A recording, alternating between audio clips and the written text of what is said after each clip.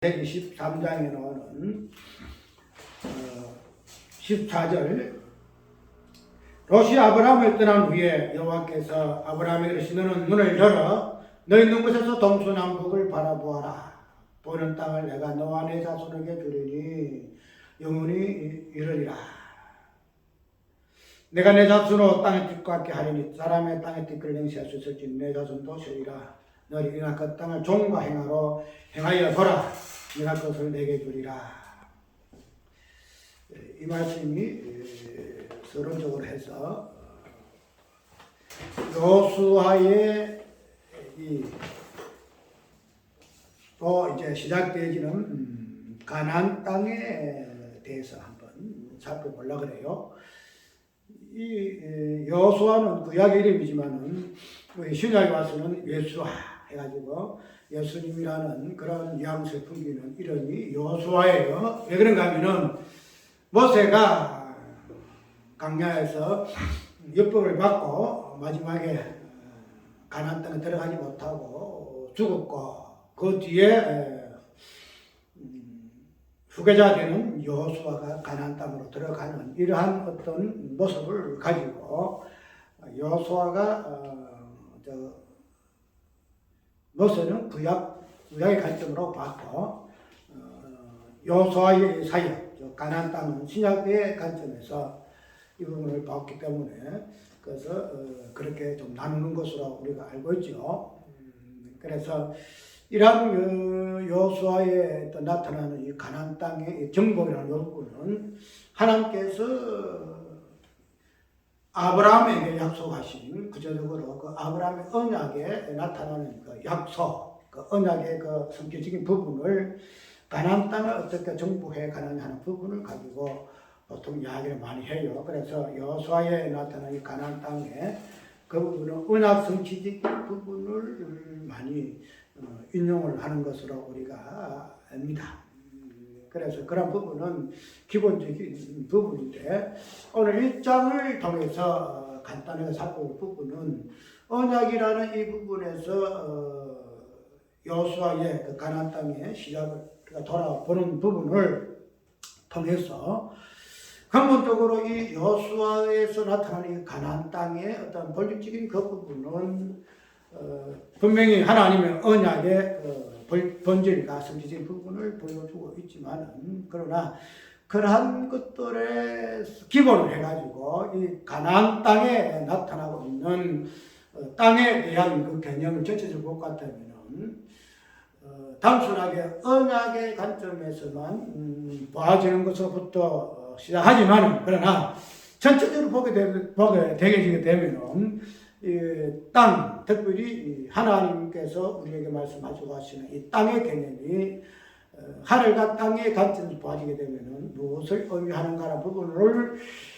근본적으로 해서 하나님께서 땅을 당신의 언약의 어떤 본질적인 부분으로 약속하신 부분을 우리가 이해를 할 수 있다는 겁니다. 단순하게 하나님께서 아브라함에 약속하신 언약이라는 그 부분만 보아지는 것은 그냥 쉽게 이야기해서 기본적인 부분이죠. 그런데 이런 땅에 대한 개념을 왜 하나님께서 언약으로 하실 수밖에 없는가 하는 부분을 보게 되게 되면 우리가 성경 전체적인 부분에서 이 땅의 의미가 과연 무엇이기 위해 하나님께서 이스라엘 백성들에게 언약으로 이 땅을 맹세하실 수밖에 없는가 하는 부분이 우리가 알 수가 있다는 거죠. 그래서 이 부분에서 우리가 보는 뭔가 하면은 하나님의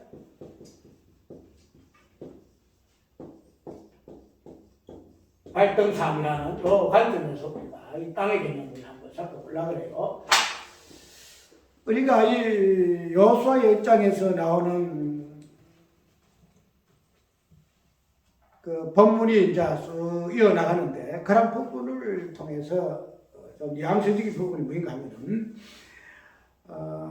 이제 보니까 내 종 모세가 죽었으니 이제 너는 이 모든 백성으로 더불이나 요단강을 건너 자손에게 준 땅으로 가라. 내가 모세에게 말한 바와 같이 물어 너희 발바닥으로 밟는 곳을 내가 다 너희에게 주노니 그래서 꼭 광야와 그래서 대까지 너희 지경이 되리라 이렇게 이야기를 지금 하고 있잖아요. 그래서 이런 하나님의 여호수아에게 다시 약속하시는 그 부분을 통해서 1장에서부터 쭉 여호수아의 끝날까지 하나님께서 이스라엘 백성들에게 여호수아를 통해 어떻게 당신의 약속하신 언약을 하나하나 정복해 나가시는 그런 부분을 보여주고 있는데, 여기에서 정복하는 이 과정을 무엇으로 표현을 하고 있는가 하면은, 첫 번째로는 내 종 모세가 죽었으니 이제 너는 이들 모든 벽수 더불어 일어나 약속의 땅으로 가라 이렇게 이야기하고 있고, 두 번째로는 보면은 말한 바와 같이 물은 너희 발바닥으로 밟는 곳을 내가 너희에게 주었노니 이렇게 두 가지 어떤 사실을 통해서 권면을 하고 있고 또 그 부분을 가지고 지시하고 있다는 거죠. 그런 부분을 통해서 마지막에는 담대하라, 내가 너와 함께 하겠다 하는 부분으로 굳게 서우신 볼 수가 있는데, 어쨌든 이러한 여호수아에서 나타나고 있는 가나안 땅에 대한 하나님의 어떤 그 말씀하시는, 특별히 그냥 가나안 땅의 어떤 정복이라는 이 부분, 언약이라는 관점에서 부분을 설명하고 있는 부분으로 해서 그 땅에 대한 그 의미가 왜 언약으로 약속할 수밖에 없는 하는 이 부분을 우리가 밑에 깔고, 그러면은 이러한 것들은 어떻게 해서 이 땅을 언약의 관점에서 성취할 것인가 하는 부분으로 우리가 보아야 할 것이에요. 여호수아가 이 땅을 이제 약속을 인계받아서 가나안 땅을 정복할 것인데, 그 정복하는 시점에서 이 1장 1절에서부터 의미 있는 그 표현이죠. 여호와의 종 모세가 죽은 후에 여호와께서 모세 수종 눈의 아들 여호수아에게 일러가라사대 내 종 모세가 죽었으니 이렇게 이야기를 좀 하고 있잖아요. 그 때문에 우리가 모세는 특별히 이스라엘 백성들을 끝까지 가나안 땅에 인도할 수 있는 그런 소명을 받고 있는 사람인데, 근원적으로 느부산에서 죽었다는 것을 우리가 시사한 바가 우리 많이 이해하잖아요. 모세는 율법적인 관점에서 더 이상 우리 갈라디아 보게 되면 율법은 무엇으로 이야기하고 있죠? 그리스도로 인도하는 몽학성생이다 이 이야기하고 있잖아요. 실제로 가나안 땅으로 직접 인도해 드릴 수 있는 그러한 인물이 아니고, 가나안 땅까지만 딱 인도하고 그 뒤에는 다른 사람의 인물이 대체할 수 있는 그런 소명을 받은 자가 이 모세라 이렇게 이야기를 한다는 겁니다. 그렇기 때문에 우리가 이런 부분을 시사하는 바가 뭔가 하면은, 그냥 하나님께서 그런 부분을 폭넓게 해석을 이야기를 하고 있지만은, 단순하게 모세가 가나안 땅에 들어가기 전에 오늘 본문에서 보게 되면은 여호와께서 모세의 시종에 눈 아들 여호수아에게 가라사대 내 종 모세가 죽었으니, 이런 표현은 그냥 그런 어떤 의미적인 부분에서 모세가 죽었으니 이제 네가 후계자가 되었으니까 네가 모세의 소임을 대해야 되지 않겠느냐, 이런 부분으로 우리가 자연스럽게 해석을 할 수 있지만, 그러나 그런 것들을 뛰어넘어서 이 모세의 어떤 마지막의 임무가 무엇으로 끝나는가 하는 부분, 그 다음에 그런 모세의 소임이 끝나는 그 결말이 무엇으로 결말되어지고 있고, 그런 말미암아서 여호수아가 다시 이어받는 그 소임이 무엇으로부터 출발하는가 하는 부분을 보게 되게 되면은, 아까 이야기한 대로 몽학성생의 관점에서 보게 되어지는 부분에서 오늘 본문 속에서는 누구의 죽음으로 이야기하고 있다? 모세의 죽음으로 이야기하고 있다는 겁니다. 그래서 그냥 하나님께서 왜 모세를 끝까지 가나안 땅을 정복하는 그런 인물로 삼으셔서 결말에 맞게 하시면 좋은데 왜 여호수아에게 남겼는가 하는 이 부분은, 아까 얘기한 모세는 율법의 대명사예요. 율법을 직접 받았기도 하고 그 율법 모든 것들이 이스라엘 백성들에게 가르친 인물이 모세다 이 말이죠. 그렇게 되면은 모세는 모세 개인의 인물이었던 부분에서 의미가 있는 것이 아니고, 모세가 무엇을 의미하는가 하는 부분을 성경은 이야기를 지금 하고 있다는 거예요. 그렇기 때문에 그런 부분에서 우리가 모세는 구약의 인물로서, 그래서 모세를 어떻게 해요? 이스라엘 백성 중에 모세 이후로 그만한 인물은 없다라고 성경은 이야기하고 있잖아요. 그렇기 때문에 모세는 구약 전체를 대표하는 인물로서의 모세의 의미가 있다는 거죠. 그렇기 때문에 우리가 이런 부분으로 모세의 인물을 조명해 볼 것 같으면 모세는 어떤 개인의 인물이 아니고 본질적인 부분에서 모세를 어떤 부분을 설명하고 있다. 구약이 무엇인가, 특별히 율법이 무엇인가 하는 부분을 가르친 인물이 바로 모세다, 이렇게 이야기하고 있다는 거죠. 그렇기 때문에 모세가 끝까지 가나안 땅으로 인도할 수 없는 이유가 여기, 그가 죽을 수밖에 없는 이유가 거기 있다는 거죠. 모세의 업적을 보게 되면은 참 억울하잖아요. 넘어서 올라가서 가나안 땅, 요단강을 지나서 저 멀리 보는 하나님 약속의 땅, 아브라함이가 말을 이리이리 돌아보고 동서남북을 생각해보고 하나님께서 이것을 내 백성에게, 우리 자손들에게, 나에게 약속해 주신 땅이구나, 얼마나 기뻐했을까요? 그런데 모세도 마찬가지죠. 이런 부분에 있어서는 모세가 참 억울해요. 가보면 하나님이 그렇게 수고한 모세 갖다가 마지막에 가나안 땅에 들어가가지고 젖과 꿀이 맛도 좀 보게 하시고 말이지, 가나안 땅에 들어가서 안식도 좀 하게 하시고 이렇게 해야 되는데, 그냥 가나안 땅 40년 동안에서 원망 불평을 다 듣게 하고 그거 다 했잖아요. 그러한 인물을 그냥 노보산에서 그냥 죽게 하는 것을 보게 되면은 참 하나님 참 뭐랄까요, 모세에 하는 그런 부분을 통해서 볼 것 같으면 참 매정하신 하나님이시다, 이렇게 이야기할 수밖에 없죠. 그러나 모세라는 인물은 구약의 관점에서 보게 되면은 율법의 모든 부분을, 본질적인 부분을 보여주는 인물이, 그런 의미에서 모세를 하나님께 불렀었다는 거죠. 그러니까 모세가 오늘 본문 속에서 죽었더라 하는 그 부분은 율법의 어떤 관점에서 율법의 본질은 죄를 제되게 해서 죽음으로 이끌 수밖에 없는, 즉 죽음으로 종결할 수밖에 없는 의미가 율법의 부분이기 때문에 모세가 죽을 수밖에 없게 되었다라고 우리가 이야기하는 부분이 아까 우리 갈라디아서 있는 것으로 모학성생으로 표현하고 있다는 사실을 우리가 이해할 수 있다는 겁니다. 그 다음에 이제 여호수아에게 약속하고 있는데, 어떠한 부분으로 약속하고 있는가 하면은, 자, 내가 모세에게 말한 바와 같이 이므로 너희 발바닥으로 밟는 것을 내가 다 너희에게 주노니, 이렇게 이야기하고 있잖아요. 그래서 이 발바닥으로 밟는 것을 내가 너희에게 줬다 함으로 해가지고, 아까 우리 창세기 13장 있잖아요. 하나님께서 아브라함이 나타나셔서, 자, 네가 종과 행위로 한번 행해보아라, 한번 밟아보아라, 네가 밟는 이 모든 땅을 내가 너희에게 뭐 주겠다? 언약의 땅으로, 약속의 땅으로 주겠다, 이렇게 이야기하고 있잖아요.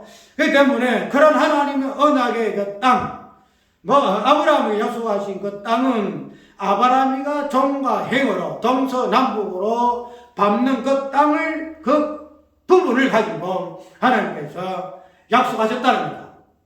어떻게? 땅을 밟는 것으로 이렇게 약속하죠. 땅을 밟는 거죠. 그래서 우리가 요새 이야기하고 있잖아요. 교회를 개척해놓고 하나님께서 모세 아브라함에게 허락하셨던 종과 행으로 둘러보아라. 그래서 네가 밟는 땅 다 너에게 약속으로, 언약으로, 복으로 주실 것이다. 그런 부분을 가지고 우리가 그래서 많이 하잖아요. 그래서 특별히 그거 아마 어쩌고 산다 하잖아요. 우리 사상이 거기에 생겼잖아요.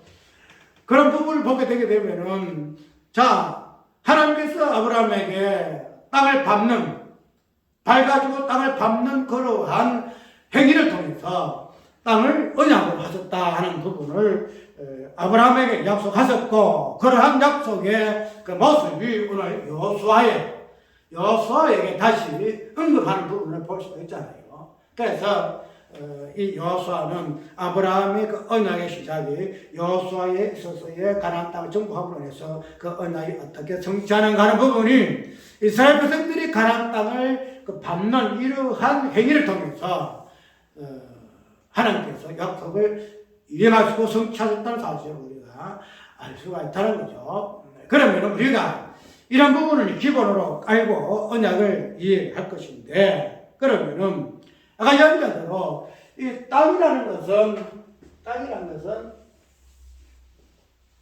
성경에 보게 되면 이 땅은 무엇으로 표현하고 있는가 하면 하나님의 발등상으로 표현하고 있어. 발등상.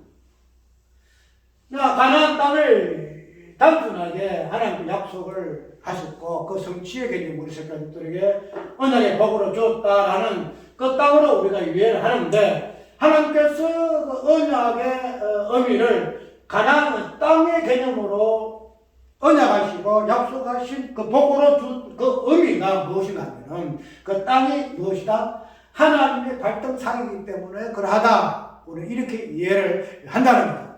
왜 그런가 하면은 우리가 사도행전 7장을 보게 되면은 이런 말씀이 나오는데 한번 읽을까요? 사도행전 7장.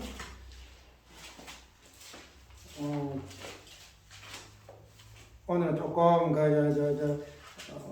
아픈 우리 산모가 없어가지고 조금 그러네. 7장 49절 한번 읽을까요? 48절. 그러나 지극히 높으시는 손으로 지은 것이지 아니하시나니 선지자의 말한 바 주께서 그라도 하늘은 나의 보좌요 땅은 나의 발등산이니 너희가 나를 위하여 무슨 집을 짓겠으며 나의 안식할 조소가 어디냐. 이렇게 시편에 보게 되면 이러한 말씀이 나와요. 열왕기상에 보게 되면. 그런데 우리가 이 하나님 발등상이라는 이 부분을 땅의 어떤 본질 부분으로 이야기 좀 하고 있는데, 우리가 왜 하나님께서 땅의 개념을 당신의 발등상으로 말씀하셨을까 하는 이 부분을 우리가 한번 살펴봐야 하는 거죠. 우리가 발등상이라는 것은 어떤 의미예요? 우리가 의자에 앉았을 때에 우리 밥과 같이 딱 밟잖아요. 봐봐요. 밟는 것은 그 전체적인 의미에서 발을 받쳐주는 의미가 뭐예요? 이 발등상이에요. 발등상. 그렇기 때문에 그런 하나님의 그 보좌, 하나님의 보좌와 하나님의 그 발등상이 같이 조화를 이루어야 돼요.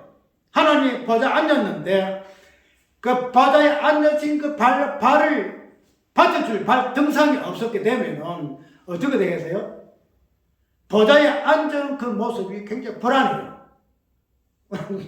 그래요. 알 때 다리가 만약에 딱 받쳐주는 게 없으면은 다리가 흐물흐물 하겠죠? 딱 받쳐줘야 자세가 꼭 선다는 거야. 그래 되면은 하나님의 발등상으로서의 이 땅이라는 개념은 하나님께서 태초에 하나님이 천지를 창조하시니라 해가지고 땅을 창조하신 그 이유가 이 땅 자체를 하나님께서는 무엇으로? 당신의 발등상으로 삼기 위해서 마셨다? 땅을 만들었다는 거야. 그래, 하늘과 땅. 하늘만 있으면은 그 개념이, 땅의 개념이 서지 않아. 지금은 하늘이라는 것은 땅이 있으므로 하늘이 되는 거잖아요. 내가 참 항상 이야기하잖아요. 모든 것이 짝이 있잖아요. 우리가 십자가 보면 십자가 부활 있고 모든 것이 있잖아요. 그죠? 그러니까 마찬가지로 하늘이라는 개념은 우리가 하나님 어떤 존재적인 부분에서 하나님을 구하시는 그 존재론적인 장소예요. 그렇게 되면은 그런 하나님의 그 존재하심에서의 하늘이 필요할 것 같으면은 그 다음에 또 뭐가 있어야 돼요? 그 존재하심을 받쳐주는 땅이 있어야 한다는 거죠. 그래야 하늘과 땅이 온전하게 되어져서 하나님의 그 존재하심이 온전한 존재로서 실존하게 되어졌다는 사실을 우리가 알 수 있다는 거죠. 그런데 하나님께서는 땅을 만드실 때에 당신의 발등상을 삼기 위해서 하나님께서 이 땅을 만드셨다. 이렇게 이해를 해야 한다는 거예요.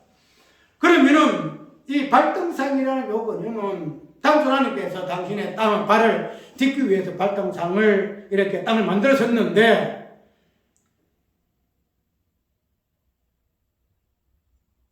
이 이사야 66장을 보게 되면은 한번 읽어볼까요?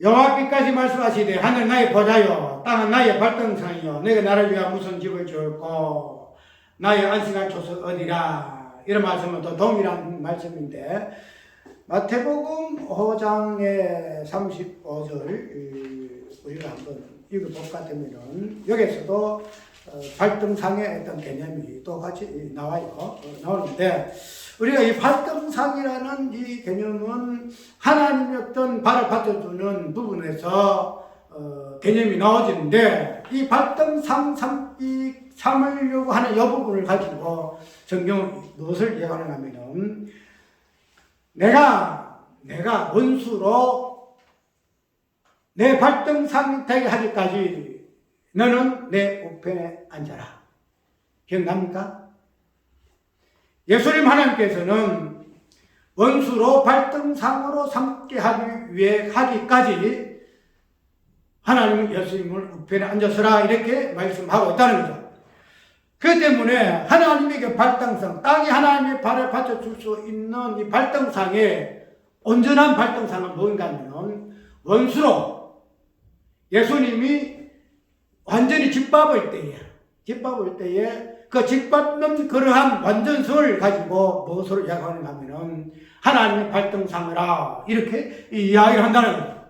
그럼 이 짓밟는 이 자체를 원수가 완전히 정복당하는 개념으로 이야기를 하고 있는데 이 하나님의 어떤 발등상의 어떤 정복적인 개념을 우리가 창세기에 보게 되면은 우리 근본적인 부분에서 설명하는 부분이 있어요. 창세기 우리가 잘 알고 있는 내용이에요. 창세기 1장, 2장, 3장이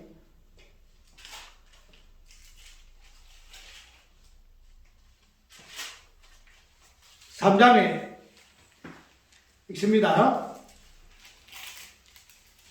15절 내가 너로 여자와 원수되게 하고 너희 후손도 여자의 후손과 원수가 되게 하리니 여자의 후손은 내 머리를 상해할 것이요 너는 그의 발꿈치를 상해할 것이라 하시고 이런 말씀을 이게 아담과 하와가 범죄하실 때에 하나님께서 여자에게 또 원수 마귀에게 선하고 있는 모습을 볼 수 있잖아요. 여자는 너희의 머리를 밟을 것이고 그 다음에 너희의 후손은 너는 여자의 발꿈치를 상하게 할 것이다 이렇게 이야기하고 있잖아요. 그 되면은 여자의 후손이 원수의 머리를 발로 밟아요. 발로 밟는데 발로 밟을 때에 이 원수도 여자의 그 발꿈치를, 후손의 발꿈치를 딱 물잖아요. 그러니까 땅이라는 것은 누구의 발바닥으로 인해서 밟히는가 하면은 여자의 후손을 통해서 땅은 오늘 본문 있는 그대로 밟는 것으로 우리가 표현을 하고 있다는 거죠. 그렇게 되면 우리가 하나님의 그 발등상의 이 개념, 특별히 이 땅이 원수가 예수 그리스도의 발바닥으로 인해서 즉 밟힘을 당함으로 인해서 완전 정복당함으로 말미암아 하나님의 그 발등상은 온전히 정치가 되어지는 것으로 우리가 이해를 한다는 거예요. 지금 말해서 하나님의 발등상은 이 땅 자체가 하나님의 발등상이 돼야 돼요. 하나님의 발을 탁 공과주는 이런 의미에서 발등상이 되어져야 하는데 어떻게 돼요? 이 하나님 땅이 발등상이 되기 위해서는 이 땅이 짓밟힘을 당해야 돼요. 이렇게 누구의 발바닥에 의해 가지고 여자의 후손의 발에 의해서 이렇게 표현이 잘 안 되네. 성경 있는 그대로 오늘 여호수아 1장 있는 그대로 표현을 해봅시다. 모세에게 말한 바와 같이 물은 너희 발바닥으로 밟는 것을 내가 다 너희에게 주었노니 여자의 후손이 땅을 그 땅 자체가 뭐예요? 하나의 발등상이에요. 그런데 이 땅 자체가 어떻게 표현되고 있죠? 어떻게? 땅이 혼돈하고 흑암의 깊음이 없고, 그래서 이 땅 자체가 흑암이 있는 곳이고 어둠이 있는 곳이고 사망이 있는 곳으로 이야기를 지금 하고 있잖아요. 그렇게 되면은 이런 땅의 본질 속에서의 원수는 어떤 관점에서 이 땅 자체가 집합해야 돼요? 누구에 의해서? 예수 그리스도의 그 발로 인해서 발표를 받아야 할 땅이 바로 이 땅이에요. 그러므로 인해서 이 하나님의 발등상이 되는 이 땅 자체의 이 벌칙의 부분은 하나님의 발등상이 되기 위해서 하나님 창조를 하셨는데, 그런데 이 땅 자체가 원수의 어떤 계략으로 인해 가지고 흑암으로 바뀌어지고 사망의 땅으로 바뀌어지고 어둠이 있는 곳으로 바뀌어지는 이런 부분으로서의 땅이 바뀌어지잖아요. 그래서 어떻게 되죠? 범자고 나니까 땅이 은검키를 내기도 하고, 여자는 해산의 수고와 남자는 땀 흘려 피 흘려서 수고해야만이 먹을 것이 생기기도 하고 하는 이런 부분으로 땅이 본질이 바뀌잖아요.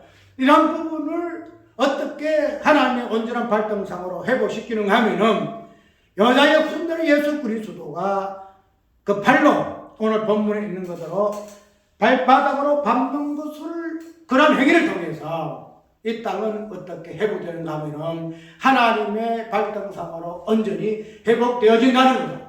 그래서 이것을 하나님께서 이스라엘 백성 특별히 아브라함에게 언약의 복으로 언약을 어떻게 이 부분을 행하시고 이 부분을 성취하시는가 하는 부분을 이런 것으로 표현을 지금 시작하고 있다는 거예요. 그래서 아브라함에게 하나님께서는 내가 종과 행으로 동서남북으로 한번 다녀보아라. 그래서 네가 밟는 그 발바닥의 어떤 부분을 하나님께서 네에게 보여주겠다. 그래서 그런 관점에서 우리가 땅의 개념을 이해하고 그 부분은 오늘 가나안 땅의 본질 부분에서 여호수아에게 다시 언급함으로 인해서 이 가나안 땅 자체가 하나님의 언약의 어떤 부분을 깔고 근원적으로는 하나님의 발등상으로 다시 회복되어지는, 그래서 하늘의 보좌와 하늘 땅의 발등상이 온전히 하나가 되어짐으로 인해서 하나님의 그 실존적인 부분을 온전히 드러내는 그런 부분을 오늘 성경은 우리에게 이야기하고 있음을 알 수가 있다는 거죠. 그러니까 단순하게 그냥 언약의 성체적인 부분을 이야기를 하는 것보다도 이 부분을 깔고 땅 자체의 본질 의미가 무엇인가, 하늘의 의미에서의 또 그 밑에 땅의 개념이 온전히 하나 되어지는 것으로서의 땅은 하나님의 발등상이시다. 그럼 하나님의 발등상은 하나님 아들은 예수 그리스도의 그 발로 말미암아 집합힘을 당했음으로 인해서만이 온전한 하나님의 발등상에 회복되어지는 것으로 이야기하고 있음을 우리가 이야기를 해야 한다는 거예요. 그렇기 때문에 여호수아의 이 부분은 언약 관점에서 서론적 부분에서 꼭 이 부분을 짚어야 할 부분이지만은 여호수아의 어떤 이 부분을 단순하게 어떤 은혜의 개념이라든지 어떤 복의 개념이라든지 그 뒤에는 여호수아의 어떤 뭐랄까요? 강하게 하고 담대히 하고 두려워 말라 놀라지 말라 너와 함께 하리라 하는 이 부분에 어떤 여호수아의 개인적인 어떤 권면과 어떤 주께서 함께 하신 어떤 그 부분에 아니고 이러한 그 여호수아의 어떤 사역을 주께서 함께 하시고 강하게 하셨다는 그 약속 자체가 어떤 의미예요? 여호수아와 이스라엘 백성들이 가나안 땅을 밟아보로 말미암아 가나안 땅 자체를 하나님의 발등상에 대비하는 이 하나님 온대한 뭐랄까요?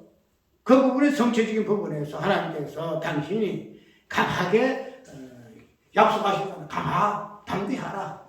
이 부분을 예수 그리스도께 이 땅에 계실 때에 주께서 이 땅에 오셔서 당신이 발로 밟으셨잖아요. 그 원수의 머리를 밟으시고 십자가에서 성취하시고 그 부분에서 온전히 이 땅이 하나님의 발등상 되게 하시. 그래서 하나님의 보좌 우편에 앉아서서 이미 이루신 원수의 머리를 밟는 그런 부분으로 하나님의 발등상 언제 어떻게 온전히 성취되어졌는가 하는 부분을 예수님께 오셔서 보여주신 분이 예수님의 사역이잖아요. 그래서 예수님께서 여호수아에게 강하게 붙드신 우리 하나님께서 당신의 아들이 이 땅에 오셔서 이 땅을 원수의 그 땅, 그 부분을 머리를 당신의 발로 짓밟시는 그런 부분에서 어떻게 온전히 도우시고 강하게 붙으셨는가 하는 부분을 여호수아의 일장에 적혀진 부분을 가지고 우리가 이해를 해야 합니다. 그래서 가나안 땅의 어떤 약속의 그 땅이라 하는 그 부분을 떠나서 땅의 개념에서뿐만 아니고 하늘과 그 땅의 온전한 일치됨을 통해 가지고 왜 하나님께서 아브라함에게 가나안 땅을 약속해 주셨으며 그 부분에서 하나님의 발등상으로 온전케 되기 위한 그러한 의미에서 주께서 뭐랄까요? 아담과 하와의 범죄 사실에서 원수에게 선포하시는 여자의 후손이 원수의 머리를 짓밟는, 발로 짓밟는 그러한 어떤 말씀을 통해서 미리 계시하시고 선언하시는 부분까지도 우리가 전체적인 부분을 우리가 풀어서 보아야 한다는 거죠. 그래서 여호수아의 땅의 정복은 그들이 이스라엘 백성들이 땅을 밟는 이 행위는 예수 그리스도께서 원수의 머리를 발로 밟는 그러한 부분을 통해서 어떻게 이 땅을 하나님의 발등상으로 온전히 돌리시는가. 그래서 하나님의 보좌 우편에 앉으심으로 말미암아 이 땅은 하나님의 그 발등상으로 땅을 원래 지으시고 창조하신 그 목적이 온전히 성취된 부분으로 우리가 폭넓게 볼 수가 있어야 한다는 거 다시 한번 기억하기 바랍니다. 찬송가 263장